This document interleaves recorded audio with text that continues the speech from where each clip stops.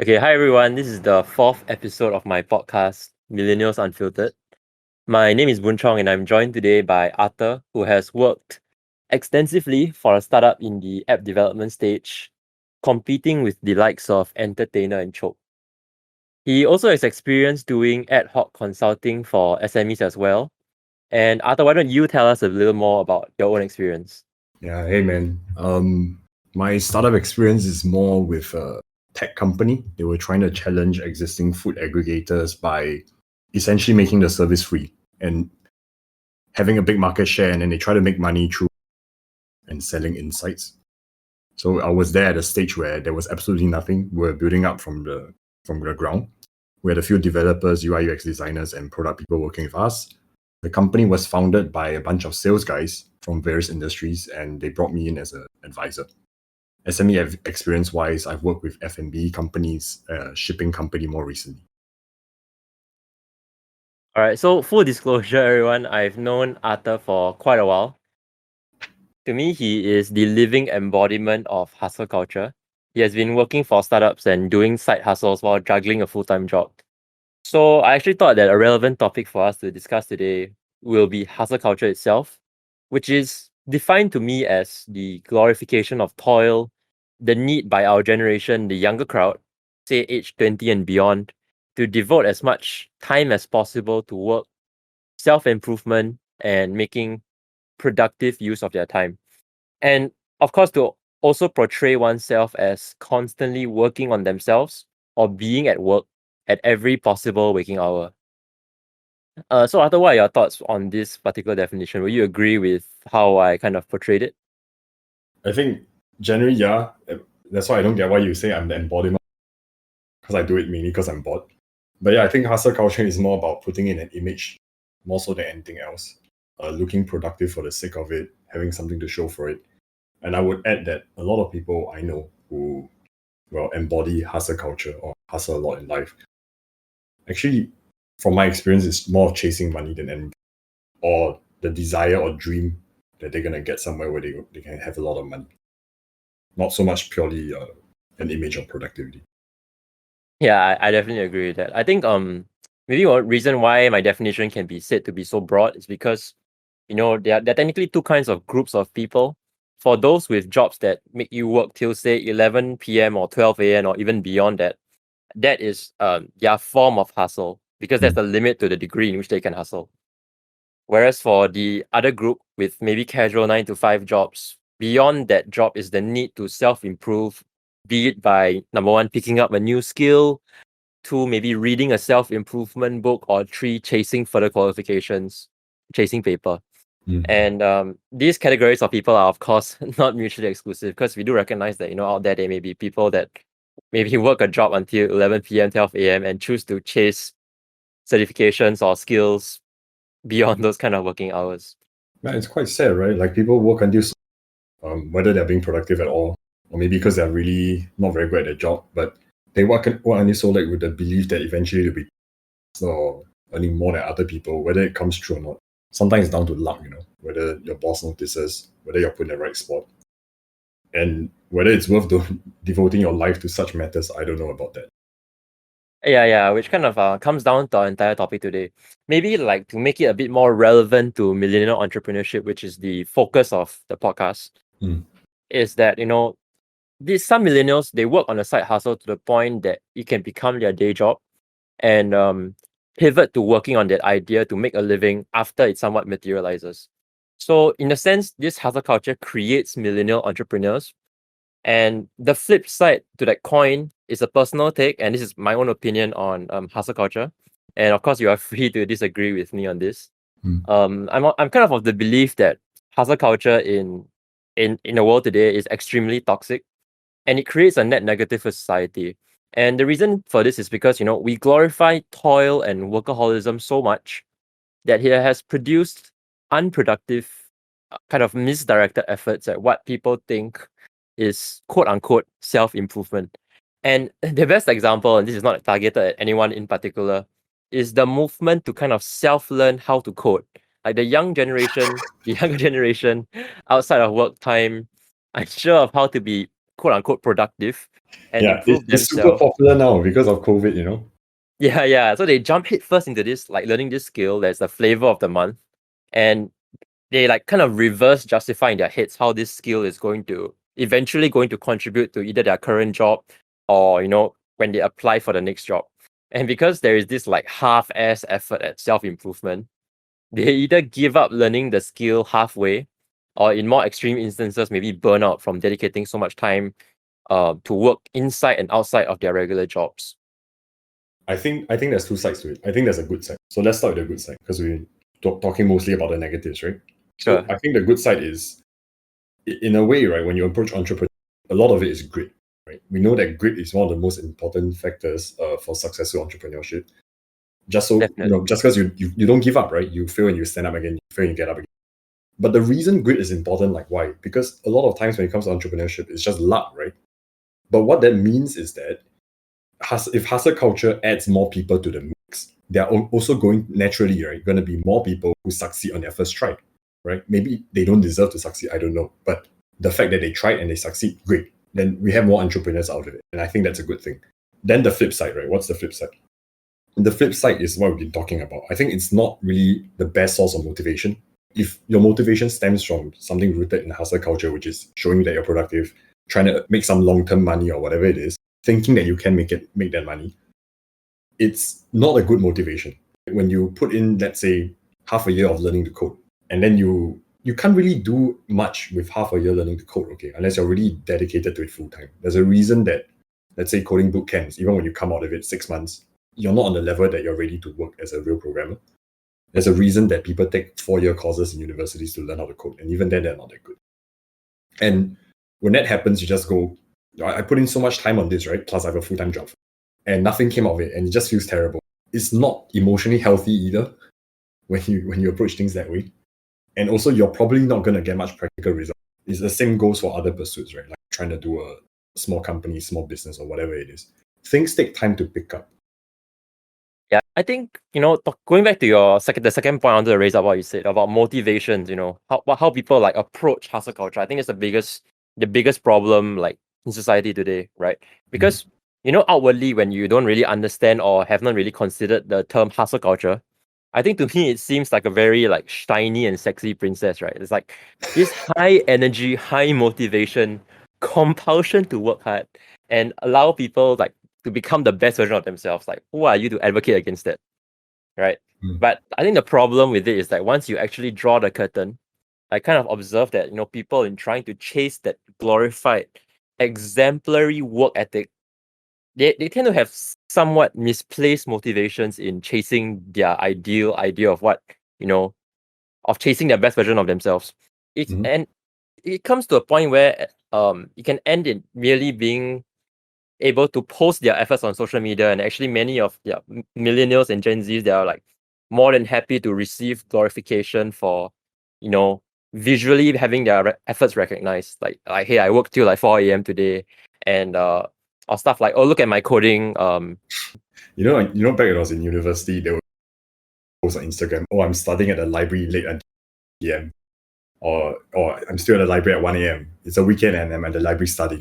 To take a picture of them studying with their laptops open, right? And then 2 months down the road, usually they're the ones posting that they studied. But were they studying or were they posting Instagram?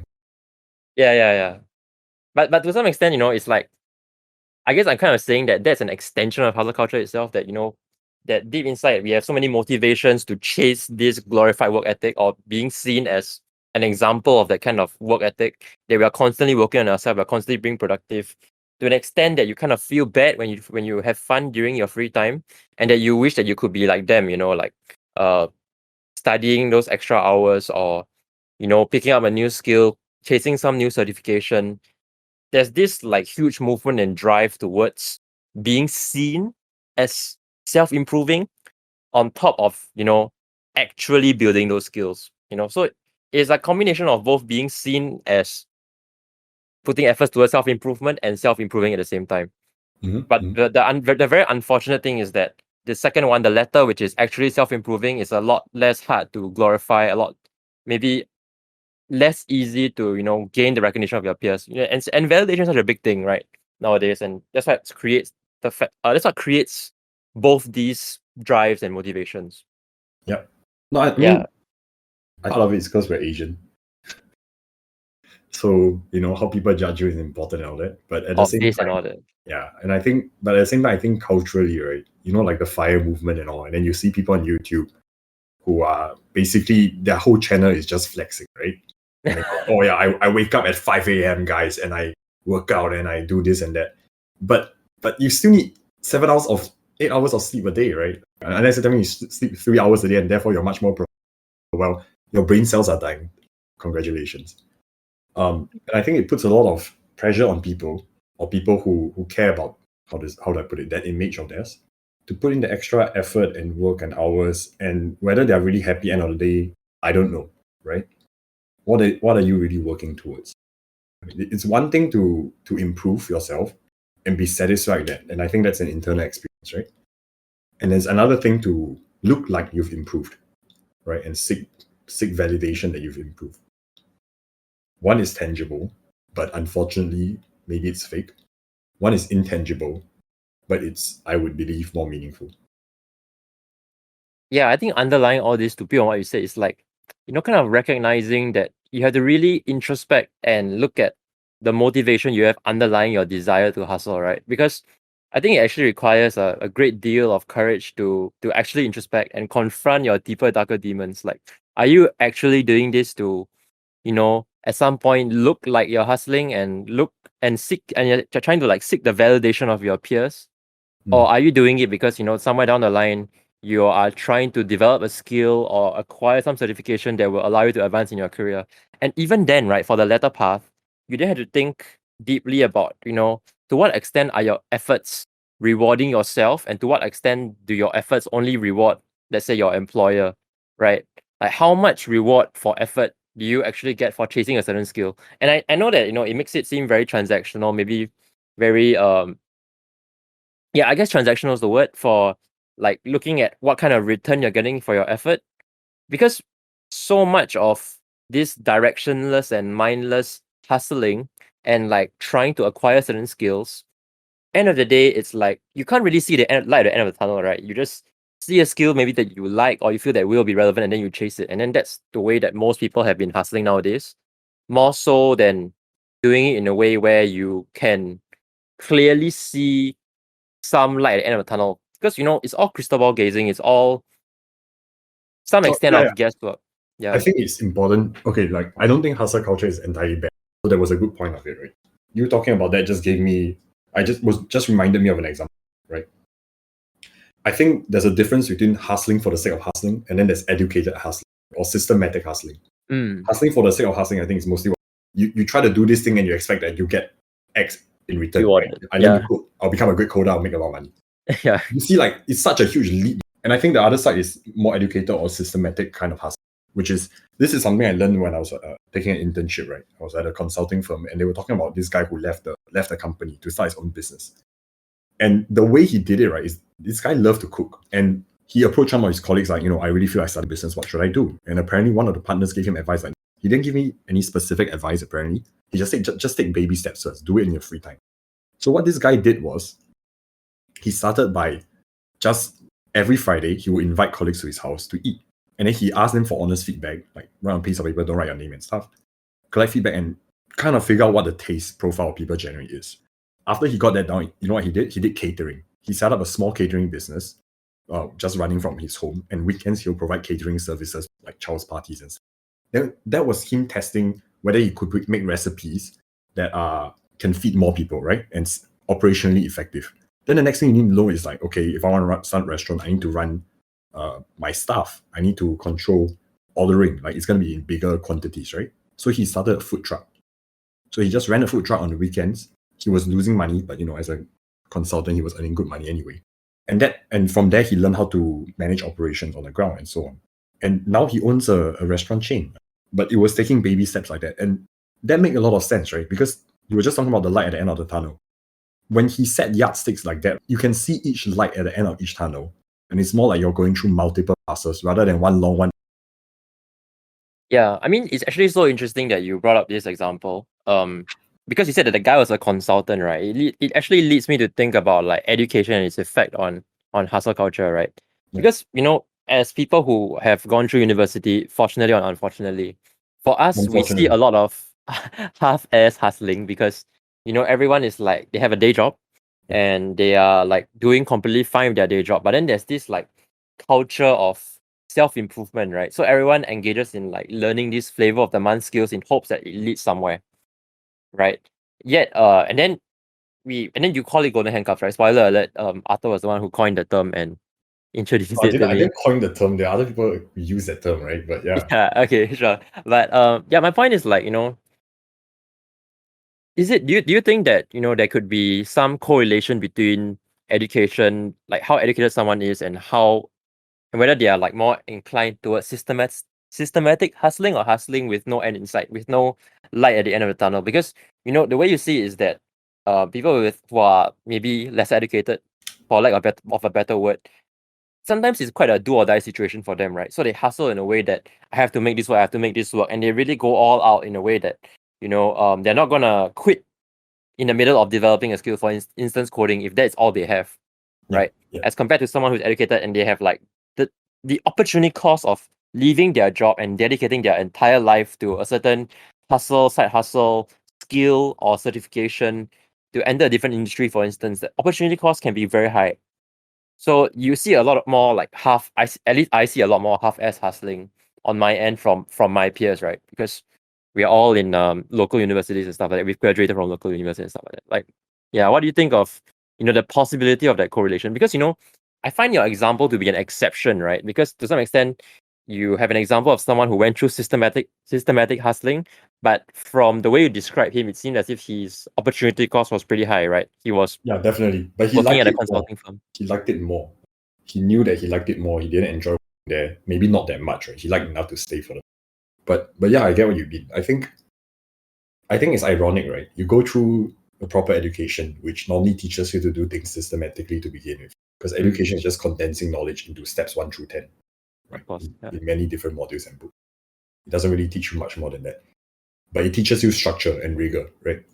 But ironically, when it comes to pursuing this kind of things, it's the educated who don't follow structure and rigor. And I don't know why, or maybe we're wrong, right? But this is just, again, personal observations from yourself and me. I think I observed the same. When it comes to why the more educated tend to fall into this trap of toxic hustle, I think it's also because we are more exposed to the media, right? This media that's about, free yourself, be financially independent, pursue your dreams and passions, blah, blah, blah. I mean, if you're not educated and you don't come from that great a background, unfortunately, you don't have time to think about, you just try and make ends meet. It's like, oh, I want to make ends meet. I went to Shark Tank, I know how to cook. I'm going to cook. And if in the process they make a lot of money, good for them, right? And in fact, they deserve it more so than us, who squander our education being silly.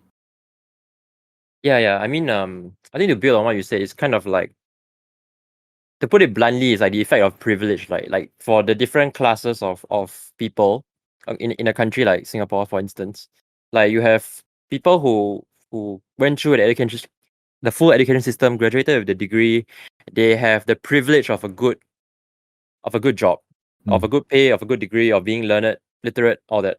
And for people like us, we are like chasing meaning in our careers, right? Because we are privileged enough to be comfortable with what we have. We have a roof over our heads. We don't have to worry about paying the bills next month, for instance. So like for our generation, a lot about working is about finding your meaning in life or finding a meaning in your career.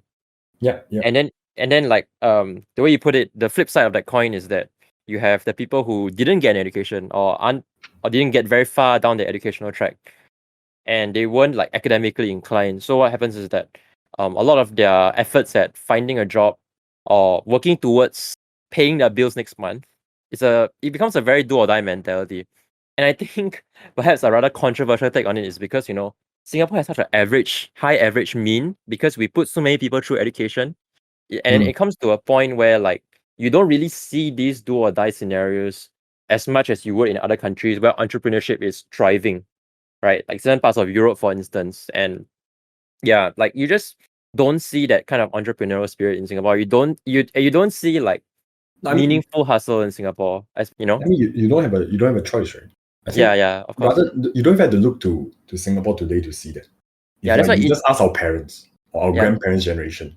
I don't think back then they were thinking about, is my work meaningful? And Yeah, of and course, honestly, like so many friends talk about, work is meaningful. How do you want it to be meaningful? That you have a nice feeling in your heart? How do you define that? Does being with your boyfriend or girlfriend give you a nice feeling in your heart? Not all the time, right? So obviously work is not going to give you that nice feeling. Same thing. And I think our parents or grandparents' generation, for some of us, they work because they needed to make their money. And when they had their money to provide for their family, maybe go out once in a while, then they have that warm feeling in their heart. And to me, that gives work a bit of meaning, even if you think it's a corporate job, right? Yeah, because for them it was a do or die, right? The average mean in Singapore back then was pretty low. They didn't try to find meaning of their job because I Yeah. think the good thing is they knew that the meaning was the result of the job, right? Which is the income. They didn't try to look for it every single second, every minute when working. And I think that's part of the pain, right? And I think tying back to what we're talking about, hustle culture, that might form a part of why people go into this whole trap as well, because they feel work is so meaningless. It's terrible. It sucks. I need this other outlet. Finding an I exit need plan. to chase this thing. Yeah, I need this exit plan. Maybe if this Yeah. gets big enough, I can jump onto that, and then I can be an entrepreneur and be happy. I'll be so happy. No, you're just gonna be dealing with different sets of monotonous problems once you commercialize your business. Yeah, once you made it. Yeah. I think I completely share your views. Whenever I talk to someone, a boss who is a lot older, like maybe a baby boomer or even my own boss, right? And then they ask me like, what are you looking for in a career? And then we talk about what millennials are looking for in a career. And then it always goes towards like, for people like us, is meaning in your job. And then they just look at me, raise eyebrows, and like, what in the world is meaning? Like, Exactly. what in the world is meaningful to you? Yeah. And like, the thing is, I've also been involved in like HR and our hiring process within the law firm I work at, and then a lot of it, when we interview millennials and people coming out of university, we hear that at almost every single interview. Like, I want to find meaning in my job. Yeah, and Seriously.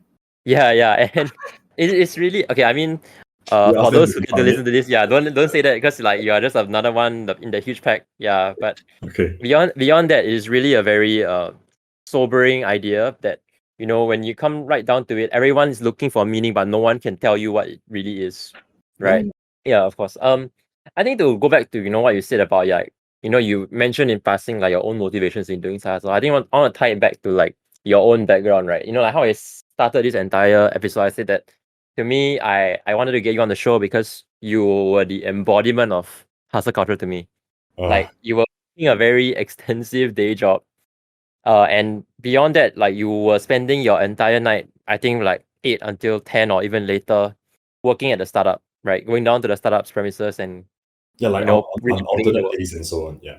Yeah. And then like sometimes when I met you, sometimes after those nights, you were like incredibly what are your I own think motivations the in? thing is like I never sought this kind of jobs out, right? The opportunity kind of presented itself, and I'm just gonna say yes. Why not, right? For that, and they wanted someone who was more like I had full time work. That was right after uni, after graduation. Say why not? Let's do it. And I got along with the founder. That was very important. So I said, okay, sure, I'll do like a part time thing. For a month and a half. I think I can produce a decent business. And by then, and slowly I got drawn into it. And when the time came that I was going to go into my full time job, they told me like, can you stay on, right, as a part time on and off thing, just to give advice here and there and help out on the product side, because they had the main issue they had was the UI UX guys and the programmers that they had. They didn't have much business sense, right? So they didn't know what they should do to build the app so that it can be commercialized, readily commercialized, and how to build it in potential investors. And I thought that was a nice challenge to have. And slowly I got into it. I enjoyed working with the programmers, UX people. So that's kind of why I stayed on, actually. It wasn't any specific motivation like, I wish I could make something out of it or whatever. Yeah, sure. But okay, then to ask you the question to kind of tie into this entire discussion about hustle culture and how it typically goes, right? Did it ever cross your mind that, should this business that you were working for succeed, this startup that you're working for succeed, would you have considered dedicating your life to it, like making it your full-time job, that part of your life to it at least, and like taking that chance, because a lot about hustle culture and how it ties into entrepreneurship is, the fact that sometimes your side hustles end up becoming your day job, right? So yeah. sometimes What do I you think of it? agree, right? I would say yes, because and then that's because regardless of hustle culture or not, right? I think part of this whole meaning thing at our age, and I'm also guilty, is that we complain about work being meaningless because we're doing very ground level stuff.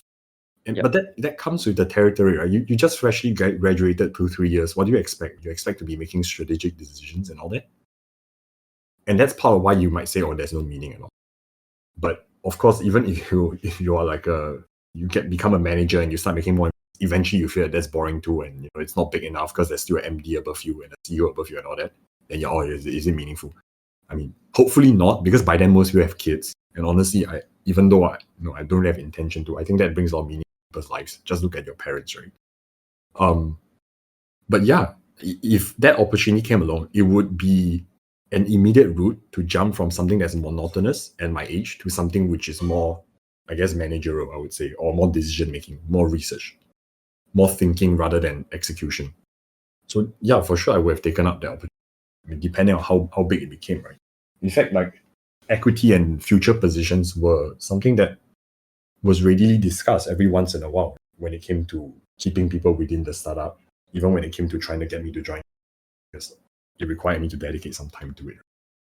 Yeah, I think that that story and that contemplation of yours really very effectively and efficiently sums up the entire hustle culture idea, right? Because we are all like dedicating our times, hopefully for this side gigs, this to side gigs, side hustles, in hopes that they can become our main source of income, the main thing that we're doing with our lives, a space where our decisions matter, and for people like us to find that idea of like self-determination, right? For Yep. people like us who care about driving our own vehicle rather than, for lack of a better word, like being a mere cog in the machine for the rest of your life. The idea that even when you meet a manager or some managerial level, that you are always working towards someone else's dream, No, you're just a right? bigger cog, right? Or your Yeah, ex, it become a bigger cog, or whatever it a is. shinier cog, right? Yeah, a shinier cog, In right? the in Or this keeping huge kind of cog. machine.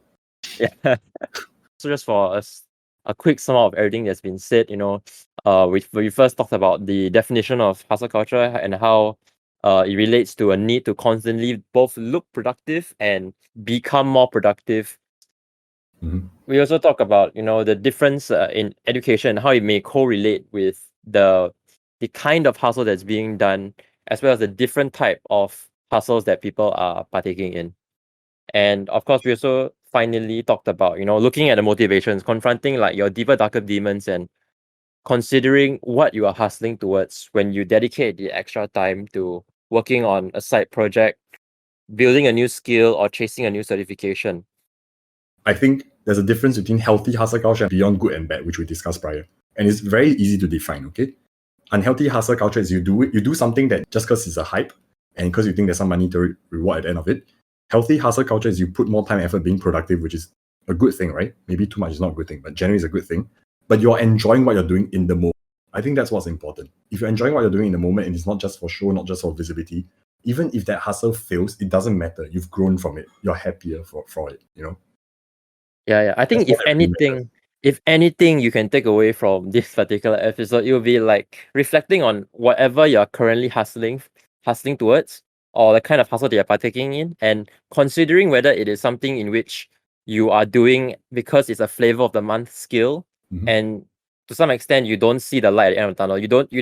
You can't really visualize how that will translate to finding meaning in your job, finding some applicability to your current place of employment, or even future in terms of like the jobs that you are looking for, the kind of industry you want to enter.